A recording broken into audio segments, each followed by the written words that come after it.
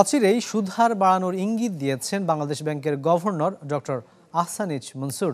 বিদেশি এক সংবাদ মাধ্যমের সাক্ষাৎকারে গভর্নর জানান যে আগামী 2-1 দিনের মধ্যে বর্তমান 8.5% থেকে বাড়িয়ে 9% করা হবে।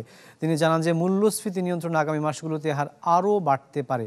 যখন এক যুগের বেশি সময়ের মধ্যে খাদ্য মূল্যস্ফীতি সর্বোচ্চ 14% এবং সাধারণ মানুষ দিন চলতে হিমশিম খাচ্ছে, তখনই সুদের হার বাড়ানোর ঘোষণা দিলেন কেন্দ্রীয় ব্যাংকের গভর্নর।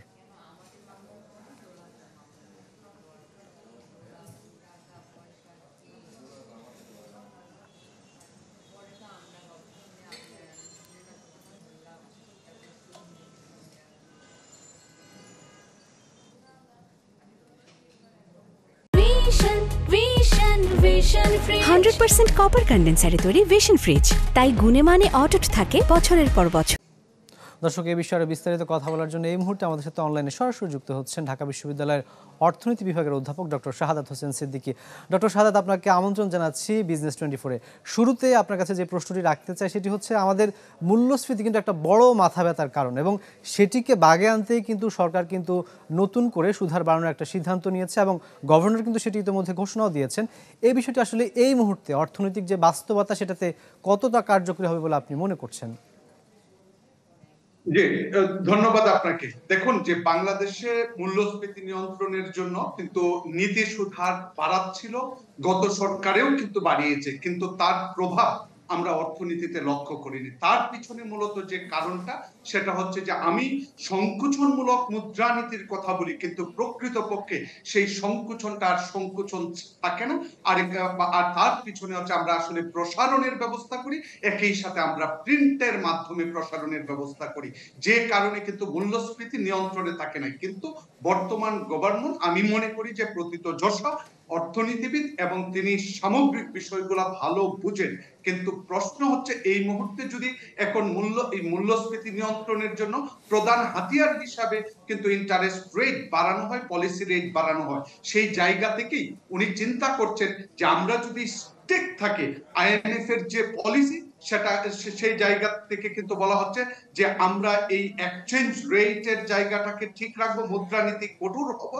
সেই কঠোরতার জায়গাটা উনি পরীক্ষা করে দেখতে চাচ্ছেন যে 8.5% থেকে 9%, এবং প্রয়োজনে উনি ইঙ্গিত দিয়েছেন আগামী 2 থেকে 3 মাসের মধ্যে সেটা 10% অথবা তার উপরেও হতে পারে।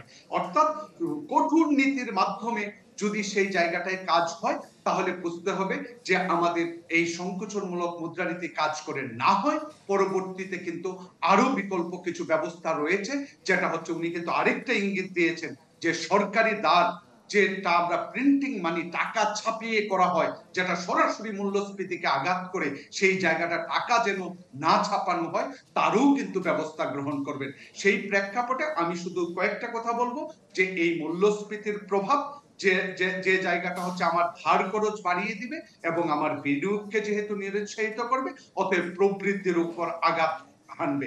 একই সাথে উচ্চ মর্গেজ সুদ পেমেন্ট যেটা হবে, সেই ক্ষেত্রেও কিন্তু আমাদের ভোগ কমিয়ে যাবে। আর ভোগ কমানোর কারণে আমাদের কিন্তু ডিমান্ড সাইড থেকে, চাহিদার দিক থেকে, সামগ্রিক চাহিদার দিক থেকে আমাদের মূল্যস্ফীতি কমে যাবে।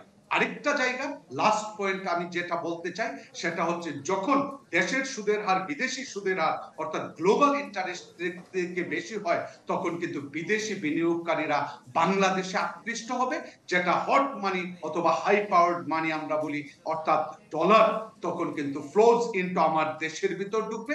তখন টাকার মানটাকে আমরা ধরে রাখতে পারবো বলে আমি মনে করি। ডক্টর শাহাদাত, আরেকটি প্রশ্ন রাখতে চাই, সেটি হচ্ছে যে দীর্ঘদিনের যে অর্থনৈতিক অচলাবস্থা চলছে বাংলাদেশে, সেটির ফলে কিন্তু ক্ষুদ্র এবং মাঝারি উদ্যোক্তারা তারা কিন্তু ইতিমধ্যে একটা চাপে রয়েছেন।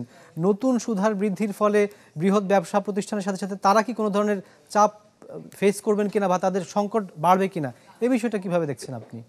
জি, ধন্যবাদ। আমি যে কথাটা বলেছি সেটা কিন্তু স্পষ্ট, যে আপনি যখন নীতি সুদ হার বাড়ান, তখন কমার্শিয়াল ব্যাংকগুলো কিন্তু বেশি রেটে ধার করতে হয়, যে কারণে তারাও কিন্তু বেশি সুদে তারা দিবে, ল্যান্ডিং রেটও বেড়ে যাবে। অর্থাৎ আপনি যে ক্ষুদ্র ব্যবসায়ীরা বলেছেন, তাদের কস্ট অফ ডুইং বিজনেস অথবা বলেন টাকা ধারের যে খরচ, সেটা কিন্তু বেড়ে যাবে।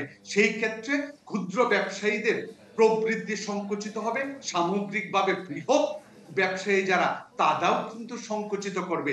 সেজন্যই আমি বলেছি, যদি আপনি পলিসি রেট বাড়ান, সার্বিকভাবে বিনিয়োগের উপর একটা ঋণাত্মক প্রভাব পড়বে, যার কারণে আমরা যে প্রবৃদ্ধির স্বপ্ন দেখছি সেই প্রবৃদ্ধির স্বপ্ন বাস্তবায়ন কঠিন হবে। অর্থাৎ আপনি প্রবৃদ্ধিকে স্যাক্রিফাইস করেই কিন্তু আপনি মূল্যস্ফীতিকে আপনি মূল্যস্ফীতি কমাতে পারেন।